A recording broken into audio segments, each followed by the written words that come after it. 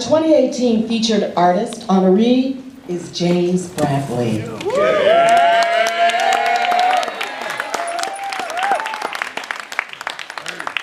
James is a figure and portrait painter. He describes his art as studio painting with its hypnotic hold on its dreamer, producing images that bridge the gap between conscious and unconscious thought.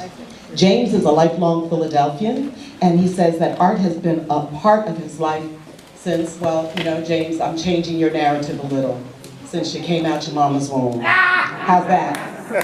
Okay. He graduated, came out the womb in the delivery room, okay? He graduated from Simon Grant's High School and went on to the Pennsylvania Academy of Fine Arts. Brantley has won the Hall Garden Prize from the National Academy of Design and the Louis Fine Purchase Award from the Pennsylvania Academy of Art. Tonight, we honor James Brantley for his unique artistry and significant cultural impact. Okay, Danny, you want to say a few words about James? I got it singing.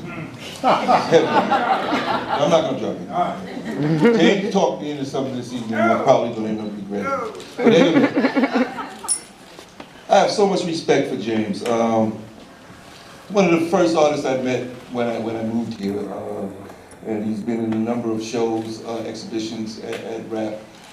His impact and friendship is one of the reasons, along with a number of other people, that I decided to stay here. That I knew when I got here that I would have a network of people that I could hang out with, fall in with, talk with, get guidance and love from. And so when I saw his work hanging at PAFA, I said, James. And I consulted with people, I'm not going to say who. I said, well, who would be, Brooke? I said, well, who would be a great artist? And she said, well, what about James Brantley? I said, that's who I was thinking of. And so we got James here, and I'm very, very proud to be able to present you with this award. Come on up.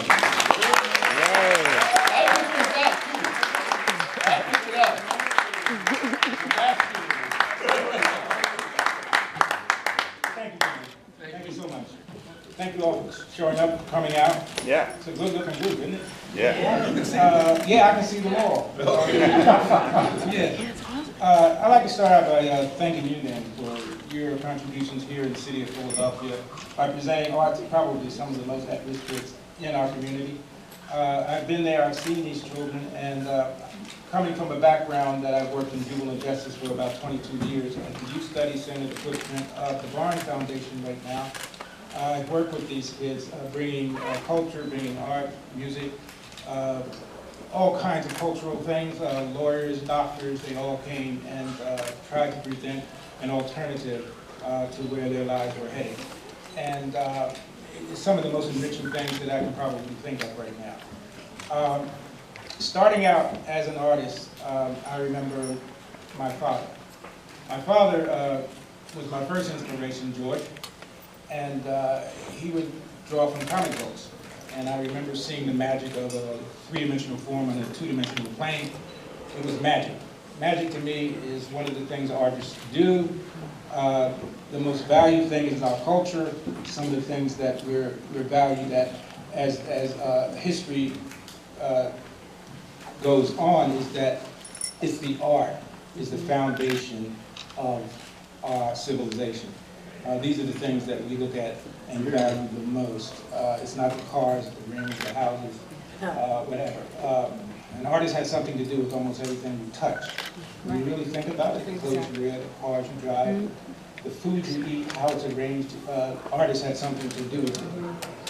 This is something that once it bites you, you can't stop. I mean, you're infected by it. And so I bit down on it, and I'm like a bulldog, a pit bulldog. I won't turn it loose till I'm done. So this is something I know I'll do for the rest of my life.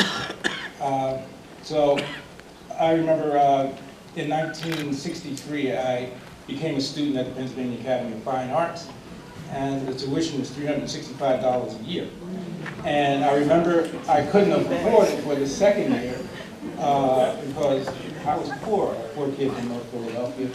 and I couldn't continue. I started at the academy with Farkley Hendricks. We came there from Simon Betts High School, and we were bosom buddies. I helped him move to New London, in Connecticut, what's the college?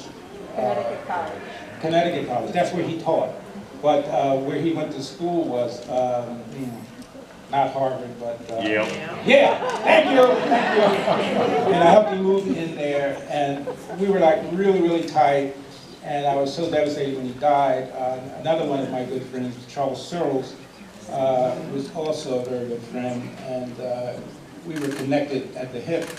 I remember going to his place in Coshocton, New York, up in the mountains, and we would spend a lot of time there. One of the instructors at the academy, Lord Sloan, we would go to the Catskills and paint in the wee hours of the morning, and we just continue to paint. It's just an amazing journey. My journey has been. I remember going into the Army because I couldn't continue the second semester at the academy, and I went from there to Vietnam and back, and it was a miracle I made it through there without too much devastation. You can probably see the scars if you look close. But this is an amazing adventure I'm on, and my wife, of course, Sandy Webster Brantley, is in the building tonight. Sandy!